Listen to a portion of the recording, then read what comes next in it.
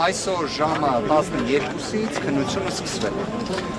Միջնորդությունը վերաբերում է տնային կալանքը որպես խափանման միջոց երկարաձգին,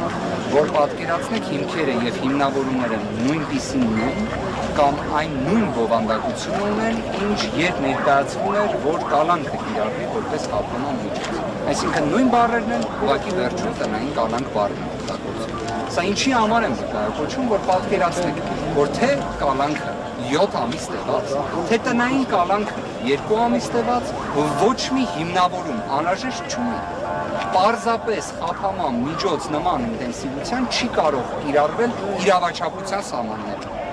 Այն, որ այս քրեական վարույթը պետք է կարճվի, դա էլ է ակնհայտ։ Ուղղակի այլևս այս քրեական վարույթը զուտ մի պրիմիտիվ քաղաքական հետապնդում չէ։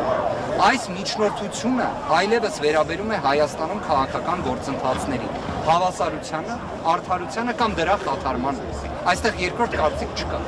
որովհետև այն ժամկետը, որով խնդրում են, որ տնային կալանքը երկարացվի, ուղիղ 1 ամսով, ուղիղ միջամտում է քաղաքական պրոցեսների, ուղիղ այս պայդերությամբ դատարանը հայտարարել է ընդմիջում ժամը 20:00-ին կշարունակվի դատական ինչ բանով է, հասել ենք հարցազրույցի մասով է ըստ էության հայտնի հարցազրույցը այն է, մեր ձևով կմասնակցենք եկեղեցու պաշտպանությանը, նախադասության համար քրեական վարույթը նույն կերպ պահպանվում է։ Կան արդյոք այլ մեղադրանքներ, երկու տնտեսական բնույթի մեղադրանքներ կային, որոնցից երկուսն էլ Առաջին Ացյանի վերաքննիչ դատարանների կողմից հիմնավոր կասկածի բացակայությամբ արձանագրվել էին, որ անհիմն են, միաժամանակ Վճռաբեկ դատարանը մեկ դեպքի վերաբերյալ գտել էր, որ հիմնավոր կասկածը կա, հիշում եք այդ պատմությունը, որ նույնիսկ դատախազները կարողացել էին արձեռն ստանալ այդ որոշումը, երբ մենք նույնիսկ տեղյակ չէինք, որ նման որոշում հրապարակվել։ Այնուհետև նույն Վճռաբեկ դատարանը երկրորդ տնտեսական բնույթի մեղադրանքի վերաբերյալ արձանագրեց հիմնավոր կասկածի բացակայությունը։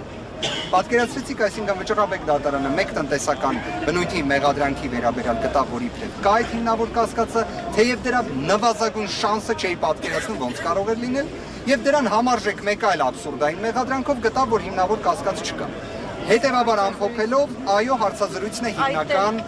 մեղադրանքը։ Իսկ թե հարցազրույցի պահպանման անհրաժեշտությունն էլ է վկայակոչվում է հենց դրանով։ Եվ իդեպ ասեմ ձեզ անկեղծորեն, երբ հարցնում եմ քննիչին, օրինակ, երբ Սամվել Կարապետյանը ասել է, որ միշտ եղել եմ հայ եկեղեցու եւ հայ ժողովրդի կողքին, դա հանդիսանում է իշխանությունը բռնությամբ զավթելու կոչ, օրինակ այդ բառերը ասելը վերջինիս պատասխանը այնպիսին էր, որ այո, այն եւս կարող է հանդիսանալ, քանի որ ամբողջ կոնտեքստը պետք է հաշվի առնել։ Հետևաբար, գիտեք, աբսուրդ է սա քաղաքական հետապնդում է, սա առաջին պահից սկսած է եղել քաղաքական հետապնդում եւ դա արձանագրված է եղել Facebook-ի միջոցով։ Այստեղ վեճ չկա։ Քննիչները վերջացրել են միջնորդության ներկայացումը եւ դատախազը ներկա չէ։ Եվ պարոն Վասիլյանը Վաշինգտոնում հայտարարվեց, որ Սամվել Կարապետյանը եւ Պարոն Վերսանյանը տեսանյութերով, տեսահոգացներով հանդես գան։ Ճիշտ է, քիչ առաջ Նարեկ Կարապետյանն ասաց, որ այդ հարցով դիմել են քննչական կոմիտե, սակայն պատասխան չեն տվել, դուք ավելի իրավաբանորեն կմանրամասնեք, ինչ է դա։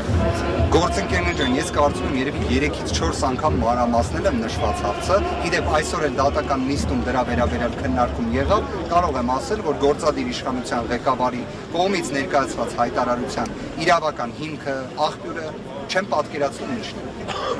Ամենայն կարծում եք, եթե Սամվել Կարապետյանը ես ինքս դիմել եմ պրոբացիայի ծառայություն հարցնելով արդյոք կարող է տեսաուղերձ հրապարակել, պրոբացիայի ծառայությունը ինձ առաջարկել է դիմել դատարանին եւ վարույթ իրականացնող մարմնին։ Վարույթ իրականացնող մարմինը ասել է, որ նման պատասխան տալ չի կարող,